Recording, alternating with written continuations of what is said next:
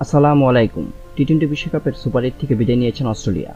এবারে টি-টোয়েন্টি বিশ্বকাপে সেমিফাইনালে ওঠার আগে বাদ পড়েছেন অজিরা। বিদায় নেওয়ার পর থেকেই হাসির পাত্র হয়ে উঠেছেন সবার কাছে অস্ট্রেলিয়া। আফগানিস্তানের ক্রিকেটার থেকে শুরু করে খাদ্য সরবরাহ করা সংস্থা কেউ ছাড় দিচ্ছেন না মিচেল মার্শদের। বিশেষ করে অস্ট্রেলিয়া ওয়ানডে বিশ্বকাপ যে অধিনায়ক প্যাট কামিন্সের এক বার্তা এখন সোশ্যাল মিডিয়ায় বেশ আলোচিত।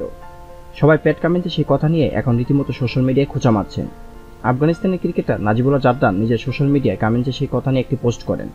আর জারদানের এমন পোস্টে সোশ্যাল মিডিয়া আরও বেশ গরম হয়ে যায়।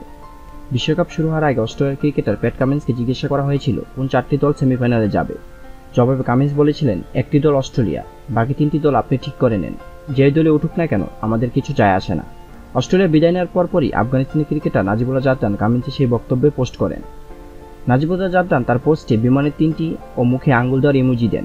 অর্থাৎ তিনি বোঝাতে চেয়েছেন যে কামিন্সের দেশে ফেরার বিমান ধরেছেন, আর বেশি কিছু বলতে চান না তিনি। অন্যদিকে খাদ্য সরবরাহ করা সংস্থা জোম্যাটো মস্করা করেছেন অস্ট্রেলিয়াকে নিয়ে।